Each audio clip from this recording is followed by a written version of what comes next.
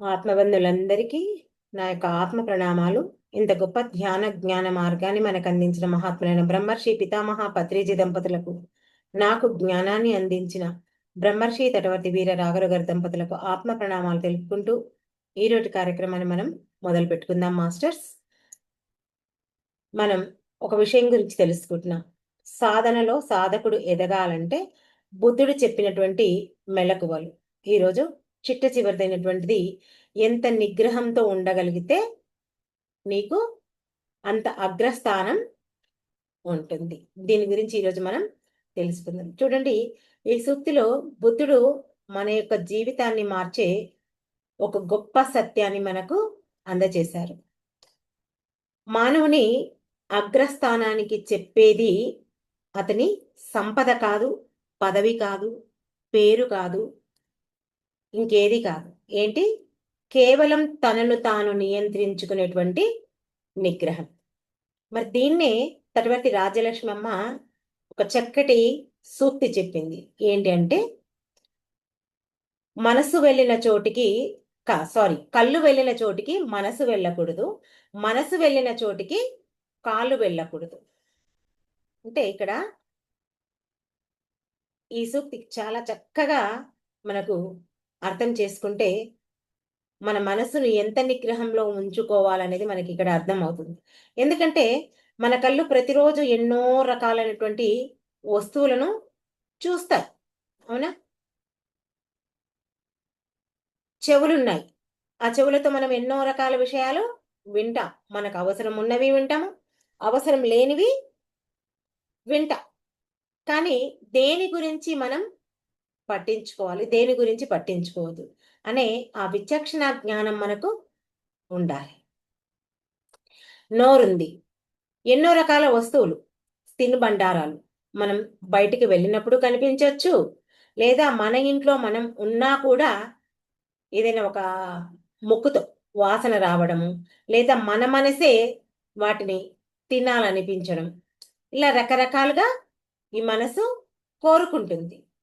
మరి మనసు ఎన్నో కోరికలను మనకు సృష్టిస్తుంది. ఈ మనసు పని సృష్టించడమే దాని పని. కానీ ఆ మనసు సృష్టించిన వాటి వెనకల్లా మనం పరిగెత్తి వెళ్ళామనుకోండి, అప్పుడు మన జీవితంలో ఇక అన్ని సమస్యలే. ఏ ఒక్కటి మనకు అనుకూలంగా ఉండదు. ఎందుకంటే ఆ మనసు అన్ని పనికి రానివే కోరుతుంటది. అక్కడ మనం గమనించుకోవాలి, ఇవి పనికొచ్చేవే, పనికి రానివే. అందుకే ఇక్కడ మనం మనల్ని మనం ప్రశ్నించుకోవాలి. ఏమని? ఏదైనా ఒక బజారుకు వెళ్ళినా, లేదా మనకు తినాలనిపించినా, లేదా ఒక విషయం మనం విన్నా మన ఇంట్లో, అది మనకు అవసరమా? అవసరం లేదా? అవసరమైతే మనం కొనుక్కోవాలి. అవసరం లేకపోతే దాన్ని వదిలేయడానికి ప్రయత్నం చేయాలి. అది కూడా మనసులో కోరిక పెట్టుకొని ఆ మనసు సతమతం చేస్తూ ఆగిపోవద్దు మనం. ప్రశాంతంగా దాన్ని వదిలేయగలగాలి. ఇది లేకుంటే నాకు ఏమీ నష్టం లేదు అనే అవగాహనతో నీవు అదే నీ యొక్క నిగ్రహం.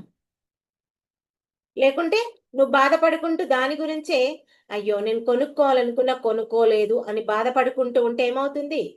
పదే పదే దాని గురించే గుర్తొస్తుంది. ఇంకా ఇంకొక ప్రశ్న వేసుకోవాలి. ఏంటంటే, ఇది కొనడం వల్ల నాకు జ్ఞానానికి ఉపయోగపడుతుందా? లేకుంటే ఇప్పుడు నేను సాధనా మార్గంలో ఉన్నాను, ఈ సాధనకు ఉపయోగపడుతుందా? లేదా నా వ్యక్తిత్వాన్ని పెంచుతుందా? ఇలా అనేక రకాలైనటువంటి ఆ విచక్షణ అనేది మనకు ఉండాలి. ఎందుకంటే నిజంగా ఇట్లా మనం ప్రశ్నించుకున్నప్పుడు మనకు ఇది అవసరము అని నీకు సమాధానం వచ్చిందనుకో, నువ్వు దాన్ని స్వీకరించు, దాన్ని కొను. దాని గురించి నీకు లాభం ఉంటుంది కాబట్టి. ఎందుకంటే నీ మనసు చెప్తుంది. నీ మనసు చెప్పడమే కాకుండా నీవు కొంచెం ఆలోచిస్తున్నావు. నీ బుద్ధి నిర్ణయిస్తుంది. నిర్ణయించినప్పుడు అక్కడ ఏం చేయాలి నీవు? దాన్ని కొనాలి. అలా కాకుండా అది ఆకర్షణీయంగా ఉంది, నేను తప్పకుండా తీసుకోవాలి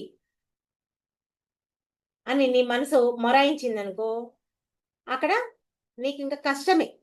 ఇక్కడ దీని గురించి భగవద్గీతలో శ్రీకృష్ణ భగవానుడు 6వ అధ్యాయం 5వ శ్లోకం ఆత్మ సంయమన యోగం ఉద్ధరేదాత్మ ఆత్మానం ఆత్మానం అవసాదయే అనే శ్లోకం చెప్పింది కదా. ఆ శ్లోకంలో ఏముంది? మనల్ని మనమే ఉద్ధరించుకోవాలి. మనల్ని ఇంకెవరు ఉద్ధరించలేరు. ఆ శక్తి మనకే ఉంది. ఇప్పుడు చూడండి, మనం ఏదైనా ఒక వస్తువును కొనాలి అనుకుంటే అది కొనాలా వద్దా అనే నీ మనసు నీ నియంత్రణలో ఉండాలి. అందుకే చూడండి, నియంత్రణలో ఉన్నటువంటి మనసు నీకు మిత్రుడవుతాడు. నియంత్రణలో లేని మనసు నీకు శత్రువు అవుతాడు. అది నియంత్రణ ఉందా లేదా అనేదే నువ్వు ఇక్కడ గుర్తించగలగాలి. ఇక్కడ బుద్ధుడు చెప్పినటువంటి నిగ్రహము, శ్రీకృష్ణ భగవానుడు చెప్పినటువంటి మనో నిగ్రహం, ఈ రెండు ఒకే దిశగా మనల్ని తీసుకెళ్తాయి. దీనికి ఒక చిన్న ఎగ్జాంపుల్ చూద్దాం. ఇప్పుడు మనకి ఫోన్ ఉంది. సరే, మనం బజార్కి వెళ్ళాం. బజార్కి వెళ్ళినప్పుడు దీనికంటే ఇంకా ఎంతో చక్కటి ఫోను మనకు కనిపించింది. అప్పుడు ఏమైతుంది? మన మనసు వెంటనే అబ్బా ఫోన్ ఎంత బాగుంది, నాకు ఉంటే బాగుంటుండే అని ఒక ఆలోచన మనకు వస్తుంది. వచ్చినప్పుడు అడగాలి, మొన్నైతే తీసుకున్నాను కదా, అప్పుడే ఇదెందుకు అని ఒక క్షణం నిన్ను నువ్వు ప్రశ్నించుకున్నావనుకో, ఆ ఫోన్ నువ్వు కొనవు, అక్కడితో ఆగిపోతుంది. అదే ఇంకో వ్యక్తి ఉన్నాడు, ఏం చేశాడు? ఆ ఫోన్ ఉన్నా సరే ఇంకొక ఫోను కొంటారు. ఉన్నారా లేదా ఇలాంటి వాళ్ళు? అలాంటి వాళ్ళు కూడా ఉన్నారు. అలా అవసరం ఉన్నా కొనకుండా ఉంటే తన మనసు తన నిగ్రహంలో ఉన్నట్లు. ఇక్కడ అవసరము లేకపోయినా కొంటే ఏమవుతుంది? కొన్ని రోజుల తర్వాత నువ్వు నీ మనసు అడిగిందల్లా కొన్నావనుకో, అప్పుల్లో చిక్కుకుపోతావు. అవునా కాదా? మరి అప్పుల పాలయ్యేది ఎలా అంటే, ఈ మనసు చెప్పింది ప్రతిదీ నీవు దాన్ని స్వీకరించడం వల్లే, కొనడం వల్లే నీకు అప్పులు పెరగడానికి అవకాశం ఉంది. ఎందుకంటే మనకి ఏదైనా ఒక ఆలోచన వస్తే అది అవసరమా లేదా అనే విచక్షణ మనకు గ్రహించాలి. చూడండి, అదే బజార్లో ఆ మొబైల్ ఫోను కాకుండా ఒక మంచి ఆధ్యాత్మిక జ్ఞానానికి సంబంధించిన పుస్తకం కనిపించింది. అప్పుడు నువ్వు ఎట్టి పరిస్థితులు ఆగొద్దు, వెంటనే కొనేసుకోవాలి. ఎందుకు? అది నీకు జ్ఞానాన్ని ఇస్తుంది. సరే, నా దగ్గర ఇప్పుడు డబ్బులు లేవు, ఇది దీనికి పెట్టుకున్నాను, మళ్ళీ ఎప్పుడైనా కొందాము అంటే నువ్వు మళ్ళీ కొనాలనుకున్నప్పుడు ఆ పుస్తకం నీకు దొరకదు. అందుకే అమ్మ చెప్తుంది, తటవర్తి రాజలక్ష్మమ్మ, ఒక పండక్కి చీర కొనుక్కోకపోయినా పర్వాలేదు, కానీ ఆధ్యాత్మిక జ్ఞానాన్ని అందించిన పుస్తకాలను మాత్రం మనం తప్పకుండా తీసుకోవాలి అని చెప్తుంది. చూడండి, ఇంకో ఉదాహరణ చెప్తాను మీకు. ఇప్పుడు మన దగ్గర 1000 రూపాయలు ఉన్నాయి.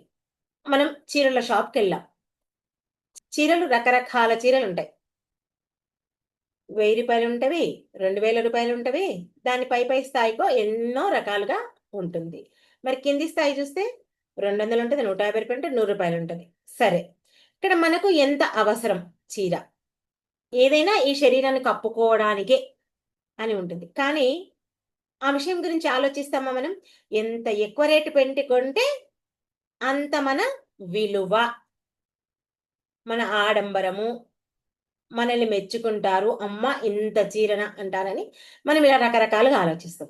చూడండి, అక్కడ ఆ 1000 రూపాయల్లో 500 రూపాయలు పెట్టి ఒక చీర కొని మిగతా 500తో ఒక పుస్తకాన్ని కొన్నామనుకోండి, జ్ఞానానికి సంబంధించిన పుస్తకాన్ని కొన్నామనుకోండి, అప్పుడు మనం ఎంత జ్ఞానాన్ని సంపాదించవచ్చు ఒకసారి ఆలోచించాలి.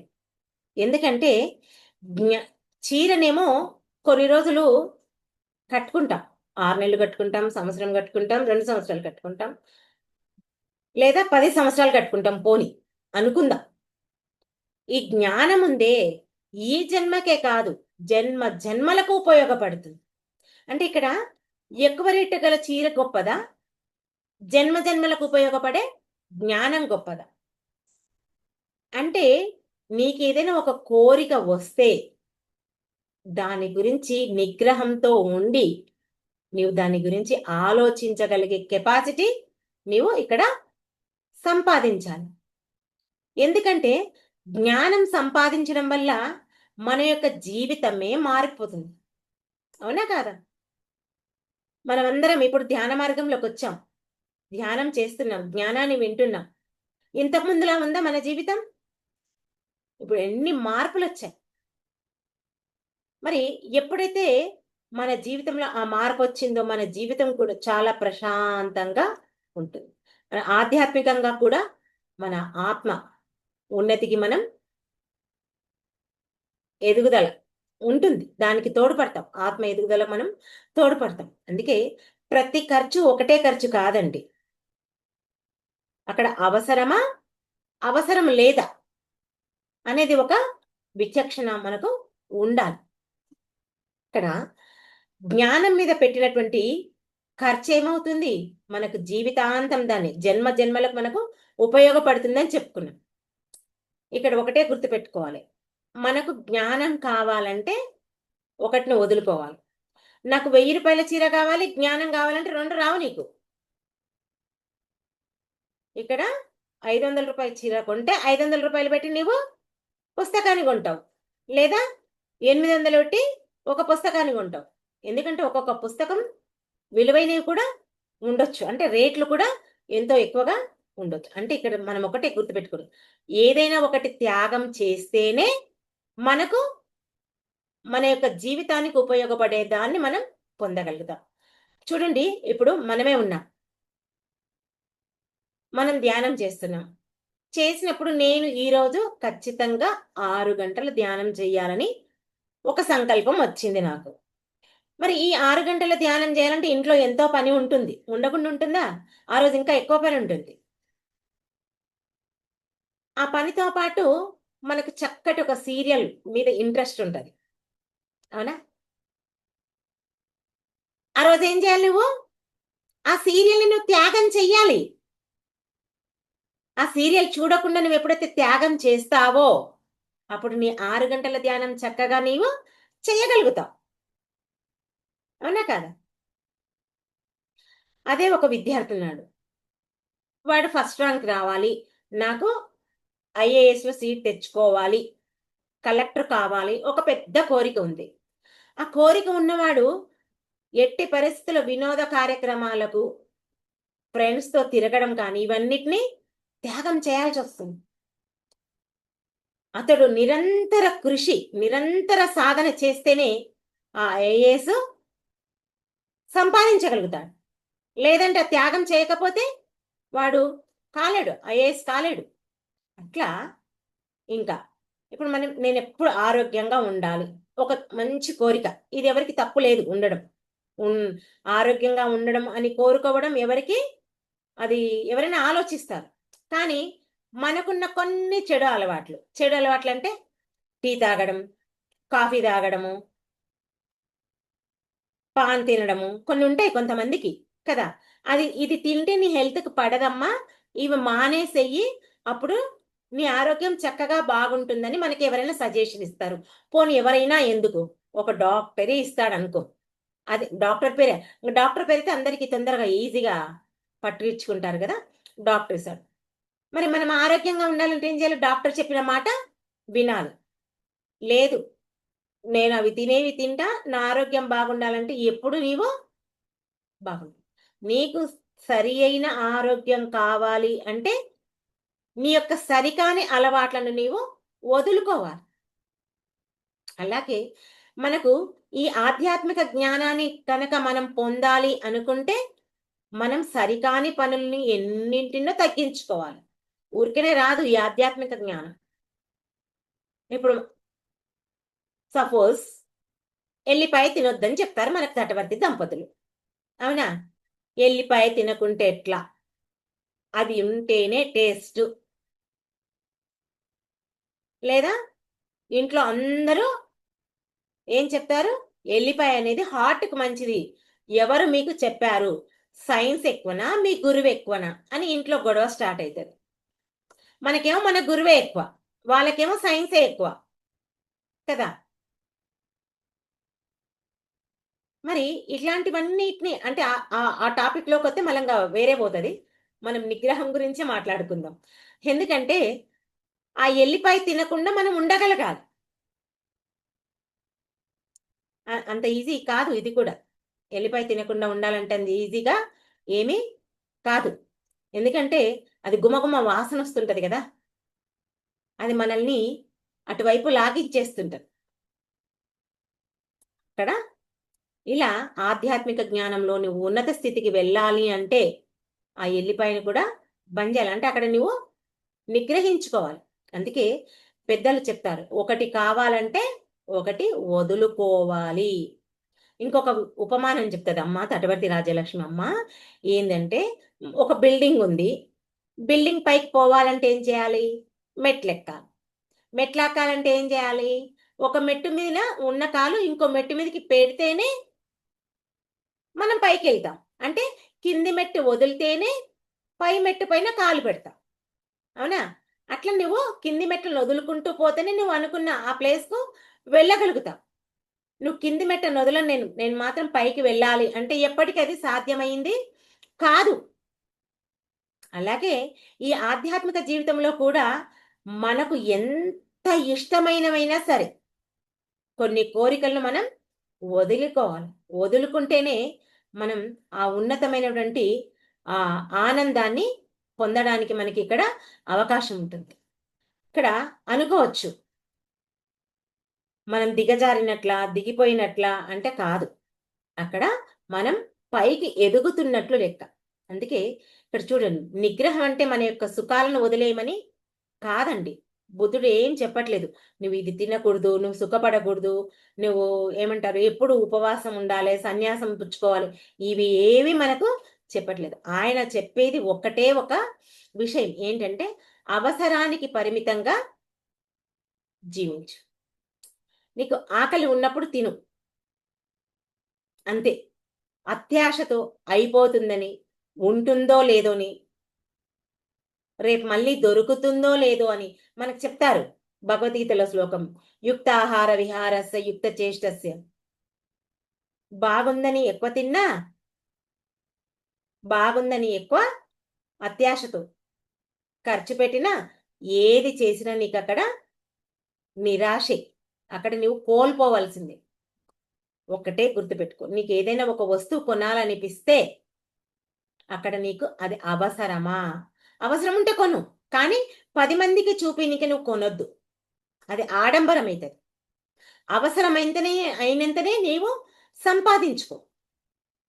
నేను నాకే కాదు, నా పిల్లలకు కావాలి, నా మనుమనికి కావాలి, వాళ్ళకి కావాలి, వీళ్ళకి కావాలని లోభంతో, పిసినారితనంతో ఎవరికీ ఇవ్వకుండా, ఉన్నదంతా నాకే కావాలని చెప్పేసి నీవు సంపాదించడం కానీ, ఇతరులకు దక్కనీయకుండా చేయడం కానీ ఇవన్నీ చెయ్యవద్దు. నువ్వెప్పుడూ ధర్మంగా జీవించు అని ఇక్కడ మనకు బుద్ధుడు అనేక రకాలుగా ఈ యొక్క జ్ఞానాన్ని మనకు అందించడం జరిగింది. అలాగే చూడండి మనకు తాత్కాలికమైనటువంటి సుఖం ఎందులోనైనా దొరుకుతుంది, ఇది బాగుంది అని తెలిసిందనుకోండి, దానికోసం మనం ఎప్పుడు పరిగెత్తకూడదండి. కొంత నిగ్రహం ఉండాలి. ఈ తాత్కాలిక సుఖాన్ని మనం ఎన్ని రోజులు అనుభవించగలుగుతాం.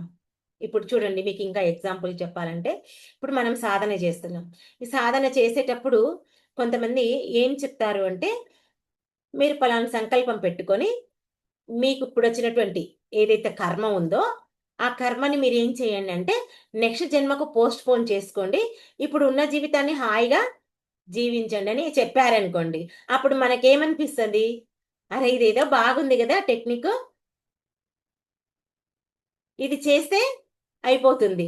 మళ్ళా జన్మ తిప్పలు మళ్ళా జన్మలో చూద్దాం. మళ్ళీ జన్మలో ఒకవేళ కలిగింది అనుకో, అప్పుడు ఏ గురువో దొరకకపోడా, మళ్ళీ జన్మకు పోస్ట్‌పోన్ పోకపోతామా అనే ఒక ఆశ పుట్టిందనుకో, నీ సంచిత కర్మలో ఆ కర్మలన్నీ సంచులన్నీ నిండుకుంటాయి.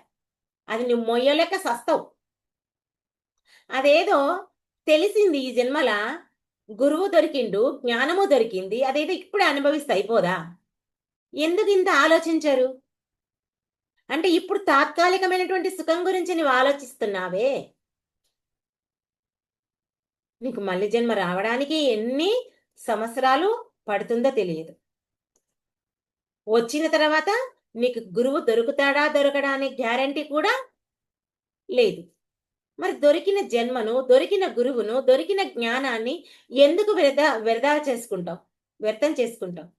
ఎందుకంటే ఈ అమూల్యమైనటువంటి జన్మను నువ్వు వృధా చేసుకోవడం చాలా చాలా అవమానకరం. నీ యొక్క మానవ జన్మకే అవకాశం. ఇక్కడ బుద్ధుడు మన జీవితాన్ని మనం జీవిస్తూ ఏం చెప్తున్నాడు? ఏది అవసరం, ఏది అవసరం కాదు అనేది మనల్ని ఇక్కడ గమనించమని చెప్తున్నాడు. ఎందుకంటే ప్రాపంచిక జీవితంలో మనకు ఎలా బ్రతకాలి అని నేర్పించాడు. ఎలాంటి వస్తువులను ఉపయోగించుకోవాలి, దేనికి మనం బానిస కాకూడదు, మనకున్నటువంటి డబ్బును ఎలా ఉపయోగించుకోవాలి, మనల్ని మనం ఎలా దిగజార్చుకోకుండా ఉన్నతంగా ఎదగడానికి మనం ఎలాంటి సాధన చేయాలి, ఎలా జీవించాలి. ఎందుకంటే మనకి ఎన్నో కోరికలు ఉంటాయి. ఆ కోరికలకు మనం ఎప్పుడూ బానిస కావద్దు. అది మనం బాగా గుర్తుంచుకోవాలి. ఇక్కడ చూడండి, నిగ్రహం అంటే మన యొక్క కోరికలను చంపుకోవడం కాదండి. మన యొక్క ఆనందాన్ని వదిలేయడం కాదు. మనకున్నటువంటి ఈ ప్రపంచాన్ని వదిలేయడం. ఇవన్నీ ఏం చేయాలంటే మన అవసరాలను తెలుసుకొని మనం జీవిస్తూ మనకున్నటువంటి నిజమైన ఆనందం ఏదైతే ఉందో దాన్ని ఎంచుకోవాలి. ఆ మార్గంలో ప్రయాణించాలి. అదే మనం దక్కించుకోవాలి. మరి ఇవన్నీ కావాలంటే ప్రపంచాన్ని విడిచిపెట్టి పొమ్మని చెప్పట్లేదు. ప్రపంచంలో ఉంటూనే ఆ యొక్క జ్ఞానాన్ని ఎంచుకోమని చెప్తున్నాడు. అందుకే బుద్ధుడు ఏం చెప్తున్నాడు? నువ్వు ఎంత నిగ్రహంతో ఉండగలిగితే నీకు అంత అగ్రస్థానం ఉంటుంది. ఎందుకంటే ఈ నిగ్రహం ఉన్నటువంటి వాడే తన యొక్క జీవితాన్ని గెలుస్తాడు. మరి నిగ్రహం లేని వాడు జీవితంలో గెలవడండి. తన యొక్క జీవితాన్ని గెలిచిన వాడే ఈ ప్రపంచంలోను, మరి తను ప్రయాణించే ఈ ఆధ్యాత్మిక మార్గంలోను నిజమైనటువంటి అగ్రస్థానాన్ని పొందుతాడు. కాబట్టి అందుకే మనకి ఏం చెప్తున్నాడు బుద్ధుడు? మనం ఈ సాధనా మార్గంలో ప్రయాణం చేస్తున్నాం. బుద్ధుడు చెప్పినటువంటి 6 మెలకువలు ఏంటి? ఎంత తక్కువగా మాట్లాడితే అంత విలువ, ఎంత తక్కువ ప్రేమిస్తే అంత మనశ్శాంతి, ఎంత దూరంగా ఉంటే అంత గౌరవం, ఎంత హద్దుల్లో ఉంటే అంత మర్యాద, ఎంత తక్కువగా ఆశిస్తే జీవితం అంత ప్రశాంతత, ఎంత నిగ్రహంతో ఉంటే అంత అగ్రస్థానం. అన్ని తక్కువనే, ఏవి ఎక్కువ లేవు. ఏ ఒక్కటి ఎక్కువ లేదు. అవునా? ఈ 6ంటిని కనుక మన జీవితంలో మనం కనుక ఆచరిస్తే మనం మన యొక్క అగ్రస్థానాన్ని చక్కగా పొందగలుగుతాం. బుద్ధుడు ఏవి ఊరికి చెప్పడండి. మనల్ని ఉన్నత దశలో తీసుకెళ్ళడానికి, మన ఆత్మ ఉన్నత స్థాయికి, ఉన్నత స్థితికి తీసుకెళ్ళడానికే రకరకాలుగా జ్ఞానాన్ని అందించాడు. మరి బుద్ధుడు అందించిన మనం ఉన్నామా? మనకెవరో తెలియదు. ఎన్నో 2500 సంవత్సరాల కిందట. మరి అవన్నీ సేకరించి తటవర్తి రాజలక్ష్మి అమ్మ మనకు చెప్పడం జరిగింది. ఆ జ్ఞానాన్ని నేను మీతో ఇప్పుడు పంచుకోవడం జరిగింది. ఓకే మాస్టర్స్, ఈ అవకాశం నాకు ఇచ్చినందుకు మీ అందరికీ నా యొక్క కృతజ్ఞతలు. Thank you. సరే, అందరం కాసేపు ధ్యానంలో కూర్చుందాం.